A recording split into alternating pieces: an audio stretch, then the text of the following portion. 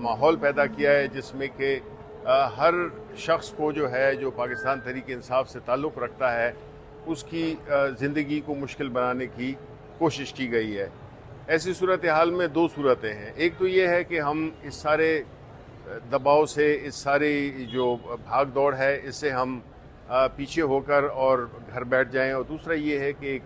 एक सियासी जद्दोजहद जो कि पाकिस्तान तहरीक इंसाफ कर रही है, उसमें हमारे लीडर इमरान खान, आपको पता है कि वो जेल में हैं एक पिछले 1.25 साल से, और सारे मनगढ़ंत मुकदमे हैं। तो इस वक्त की जो हुकूमत है उसने तो बुनियादी तौर पे जो अमन व अमान की सूरत हाल ख़ास तौर पे खैबर पख्तूनख्वा में, बलूचिस्तान में,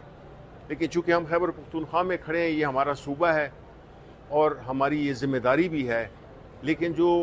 अमन व अमान की सूरत हाल है दहशतगर्दी के लिहाज से, वो जो है तो बहुत ही एक ख़तरनाक हद तक बढ़ चुकी है। आपने देखा होगा कि बन्नों में भी कल पुलिस के हमारे नौजवानों को अगवा कर लिया गया। अब ऐसी सूरत हाल में जबकि हर सियासी वर्कर PTI का और लीडर उस पे 780A के मुकदमात कायम है, तो एक वक्त था जब किसी पे भी दहशतगर्दी की अदालत में मुकदमा चलता था तो लोग बड़े घबरा जाते थे, क्योंकि वो ख़ास तौर पे दहशतगर्दी से रिलेटेड था। लेकिन अब अगर हर एक बंदा, हर दूसरा बंदा जिसमें कि 780A के पर्चे पूरे मुल्क में पाकिस्तान तहरीक इंसाफ के कारकुनों पे, लीडर्स पे लगा दिए गए हैं, तो उससे क्या हुआ है? उससे ये है कि जो दहशतगर्दी का जो एक अहमियत थी, उसको बिल्कुल नीचे कर दिया गया, डाइल्यूट किया गया है। यानी कि जो दहशतगर्द हैं, दहशतगर्द जो कि इस वक्त बरसरे पैकार हैं हमारे सरहदों पर, हमारे मुख्तलिफ इलाकों पर, उनकी और आम PTI के वर्कर में कोई फ़र्क ही ख़त्म कर दिया गया है। तो ये उनमें फ़र्क नहीं ख़त्म किया गया, ये बुनियादी तौर पे इस दहशतगर्दी के जुर्म को, उसको एक नीचे तक ले गए हैं, मतलब है कि उसको डाइल्यूट कर दिया है। ये बात बड़ी तशवीश की बात है, क्योंकि जब आप बिल्कुल ऐसे ही जैसे कि हर एक बंदे पे आप 302 के मुकदमे दर्ज कर दें, तो ज़ाहिर है कि फिर वो जो उसका 302 की जो अहमियत है, या जो उसका खौफ है, या जो उसकी जो एक पकड़ है, वो बिल्कुल आपने ख़त्म कर दी। तो इसलिए देखें, इस वक्त मुल्क जो है बड़ी ही एक इंतहाई मुश्किलात में घिरा हुआ है। हमारी जो इकॉनमी, लाख कहते रहे, ये फाइनेंस मिनिस्टर भी अपनी प्रेस कॉन्फ्रेंसें करते रहे, वज़ीर आज़म अपनी कैबिनेट मीटिंग में उसी बातों को दोहराएं, इससे कोई फ़र्क नहीं पड़ता। आम आदमी जो कि इस वक्त महंगाई की चक्की में पिसा हुआ है, और साथ ही साथ में जिस तरह के उनको अपनी जानो माल की कोई गारंटी नहीं है, हर एक शख्स एक नफसियाती मरीज़ बन गया है। उसकी बुनियादी वजह यह है कि हुकूमत बजाय इसके कि अमन व अमान, मईशत पे तवज्जो दे, वो पाकिस्तान तहरीक इंसाफ के पीछे लगी हुई है। सारी पुलिस, सारी जितनी भी लॉ इन्फोर्समेंट एजेंसीज़ हैं, वो पाकिस्तान तहरीक इंसाफ के पीछे पड़ी हुई हैं। तो ये जो बाकी काम है, ये जो असल जो उनका काम है, जिसमें कि दहशतगर्दी को रोकना, अमन व अमान को कायम करना, ये कौन करेगा फिर?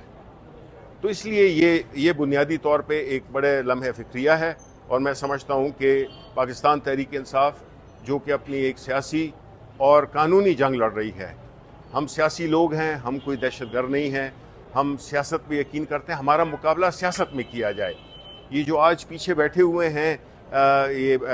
उसके पीछे क्या कहते हैं, बैसाखियों के पीछे बैठे हुए हैं, ये पीपल्स पार्टी हो गई, नून लीग हो गई, ये जो है तो अब अवाम में इनकी पजीराई नहीं रही, ये बिल्कुल सियासी तौर पे ख़त्म हो गए हैं। इसलिए ये सहारे ढूंढते हैं और ऐसे इक़दाम करते हैं जिससे कि ये समझते हैं कि पाकिस्तान तहरीक इंसाफ दबाव में आ जाएगी। अब देखें, 2-2.5 साल होने को हैं, ये जो जुल्म व सितम लगा हुआ है, ये जो है तो अगर इसी तरह चलता रहा तो इससे मुल्क में वो नहीं आएगा, इस्तेकाम नहीं आएगा, लोगों में एक इस्तराब की कैफियत वो बरकरार रहेगी, और ये मुल्क की न मईशत के लिए ठीक है, ना मुल्क की बका के लिए ठीक है। इसलिए कुछ होश के नाखून लें और एक ऐसा तरतीब बनाएं जिसमें कि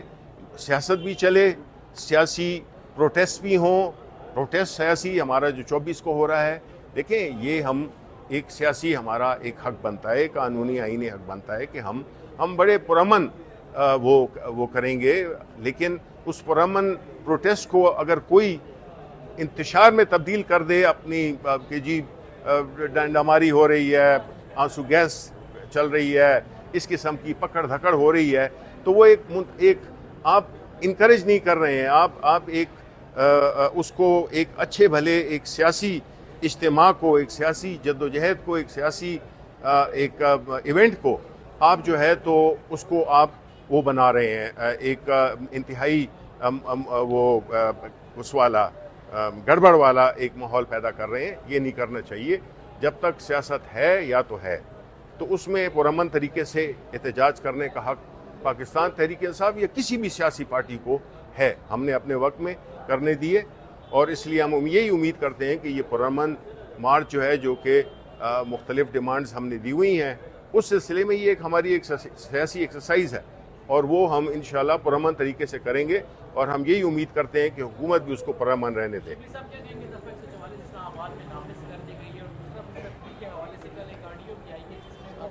بشرا بی بی کی ایک مبینہ آڈیو بھی آئی ہے جس میں وہ انسٹرکشنز دے رہی ہیں کہ سب نے نکلنا ہے، ویڈیوز بنانی کا بہت ہی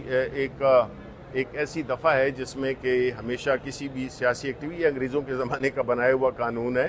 اور اس کو اس وقت ایک حکومت جو کہ اپنے آپ کو سیاسی حکومت، ایک جمہوری حکومت کہتی ہے، اس قسم کی چیزوں کا نافذ کرنا بنیادی طور پہ ایک بزدلی ہے، اور وہ نہیں چاہتے کہ لوگوں کو پتہ چلے کہ کون لوگ کھڑے ہوئے ہیں، وہ اپنا ایک سیاسی اظہار خیال کر رہے ہیں، تو یہ اس میں کوئی تک نہیں بنتی ہے 144 کی۔ بشرا بی بی کی مبینہ آڈیو کے حوالے سے بتا دیے گا جس میں انسٹرکشن دے رہی ہے کہ ورکرز جائیں، قائدین بھی جائیں، جب کلیش نہیں ہے، دیکھیں بات یہ